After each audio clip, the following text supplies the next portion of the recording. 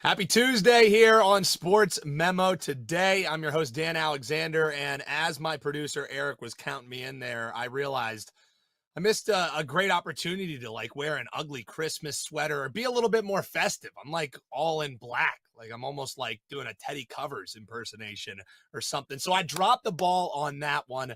My apologies. A little holiday edition here of Sports Memo Today. It's a Tuesday, which of course means $2 Tuesday over at Sports Memo and wagertalk.com. At Wager Talk, we got Andrew McGinnis with a 5% NHL play. And at Sports Memo, you can up the ante, pay $5 and get a play from Moneyline Matt, R&R totals, and Dion D'Amico. All that for just $5. I mentioned that it's a little holiday special here for you. What's more special than bringing on one of the hottest handicappers that we have seen in quite some time on the gridiron? Jesse Schule going to be my guest today, and you see to the right of me there, 85.7% on these top-rated plays. That's across all sports. And Jesse, when we dive into the NFL, 11-0. That's undefeated. Mr. Perfect, Jesse. So it's a formality of me asking you how you doing. I know you're feeling good with those kind of runs going. I mean, it's a little bit of pressure when you're riding an 11-0 run with top-rated NFL plays when you try to pick that next one. It better be good. It better be good. It better be worthy. Yeah, well, it's a good problem to have, right? Because even if, the gambling gods don't smile upon you fondly, you're dropping to 11-1, which is what some people dream of on a run. But we're not even putting that out there in the universe because Mr. Perfect, I honestly, I love it because obviously your clients are cashing, you're cashing. It's great for all of us when you're seeing it so well. But selfishly, I just love it when you go over to Jesse Schule's Twitter page and you get to see him strutting his stuff like Mr. Perfect. So nothing better than that, other than, of course, our bankrolls getting booned every time this guy has been seeing it. But yeah, an incredible run. You can check out his stuff right this moment, sm.buzz/JS. And Jesse, I say we get right into it. We talked about this being a little Christmas special, a little holiday special. So let's get some free play gifts for the folks. Let's look at this Thursday game. It's the Armed Forces Bowl. We got Baylor around a 4-point favorite. Money continued coming in on Air Force. It was around 6 when it initially opened. But you think with all this steam coming in, there might be a better way to attack this game than either fading or chasing that steam that's coming in on Air Force. So how are you going to be betting the Armed Forces Bowl that goes Thursday at 7:30 Eastern?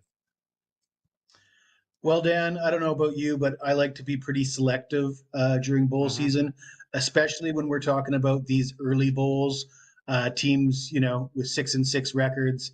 It's really difficult to tell who's going to be motivated for these games.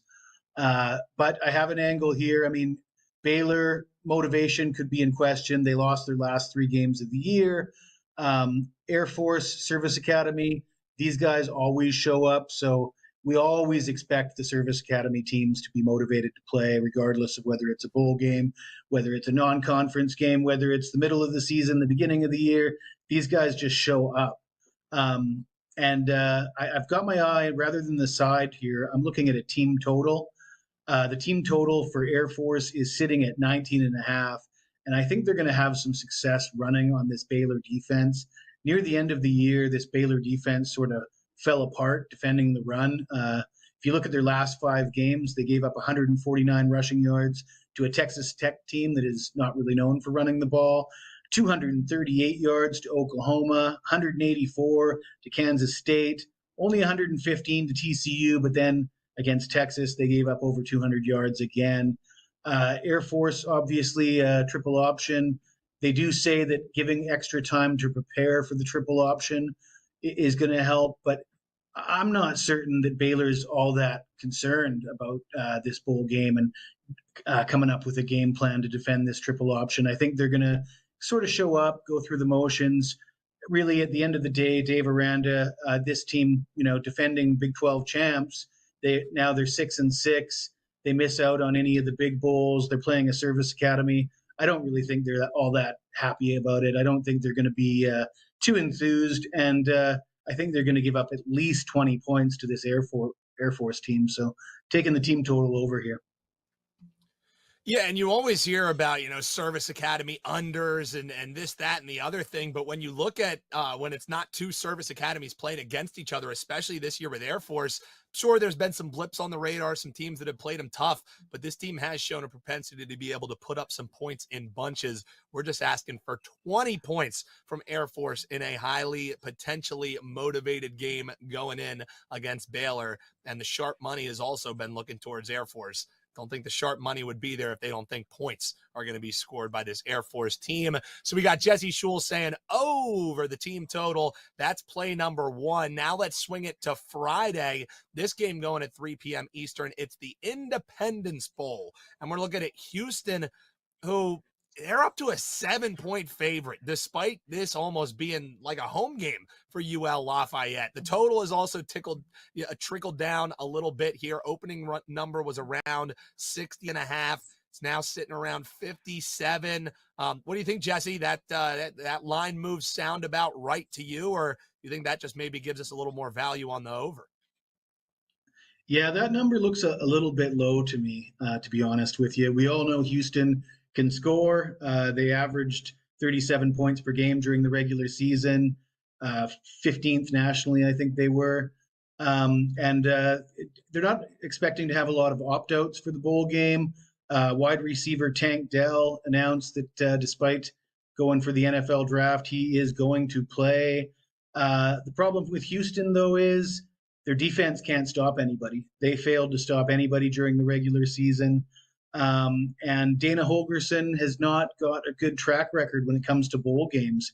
His teams are just 3-6 straight up in the last 9 bowl games he's been involved in. Both these teams trending toward the over. The over is 6-0 in Lafayette's last 6 off a win. Over 6-1 in Houston's last 7 overall. And Houston's gone over in 4 straight outside of the conference. Lafayette looked like they had a real strong defense for most of the year, but near the end of the season, they started to give up a ton of points in some of these games. And this Houston offense is a whole different kettle of fish than a lot of the teams they would have been playing in conference play. So I expect Houston to get their points. I don't like Houston to cover. I think both teams are going to put points on the board. I think that the number is a little low, so we're going to go over 57 points here. So he's saying, forget the steam, forget the move. Jesse Schule walks alone. I like it. Buck in the marketplace saying, give us all the value you want on this over 57. And you may even get a little bit lower, closer to game time. But Jesse not hating to lock it in now, going over that one. So, Jesse, we talked right at the top about this just terrific season that you've put together on the gridiron. It really started in CFL season for you back during the summer. So people head on over to your page, sm.buzz/JS. You have anything loaded now? You have anything you're excited about for the holidays coming up? Well, of course, the college football playoffs. I'm really excited about that. I'm excited about the NBA. I've been focused on football all year. At this time of year, I start to transition into college basketball and NBA. I'm not quite where I want to be with college hoops yet, have to admit that. But NBA, I'm hitting 62% with NBA against the spread the last 365 days. That's pretty damn good as well. That for a hefty profit when you're hitting 62% for a year with NBA against the spread bets. Yeah, it doesn't matter whether it's on the gridiron or the hardwood. That's my guy, Jesse Schule. Huge thanks to him.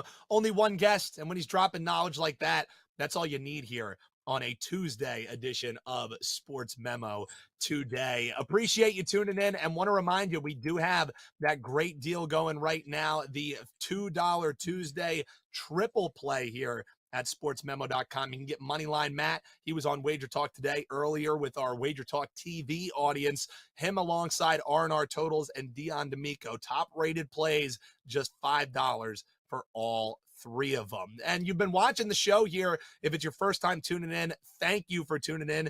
If you've been watching and enjoy our handicappers like Jesse Schule, Ross Benjamin, Matt Josephs, we've had Eric Pauly on as well, all the great guests and handicappers at sportsmemo.com. Why not throw them all in your cart and use a one-time code that's going through midnight on Christmas? That's December 25th use code GIFT25 when checking out. Everything in your cart, 25% off. So you can get a 30-day all access from Jesse Schule. Pair that with a weekend play from Matt Josephs. Whatever you want, put it in your cart. Use GIFT25 at checkout, and you cut 25% off the entire cart. The catch, you can only use GIFT25 once at Sports Memo and once at wagertalk.com. So make sure you choose wisely, but stuff that card up and make the most of your 25% savings. And if you enjoyed the show, all we ask you to do, other than head over to sportsmemo.com, is hit that like button, hit that subscribe button. Never miss any of our great shows here at Sports Memo TV and Wager Talk TV. And that's going to do it for Jesse Schule. I'm Dan Alexander. Joe Ranieri is going to be filling in for me this coming Thursday with Matt Josephs, Eric Pauly. So since I won't be here and I didn't wear my Christmas and holiday finest, I'll just wish you a happy holidays, a Merry Christmas, a happy Hanukkah, and we'll be seeing you next week for me, but next Thursday for Joe and the crew right here on Sports Memo Today.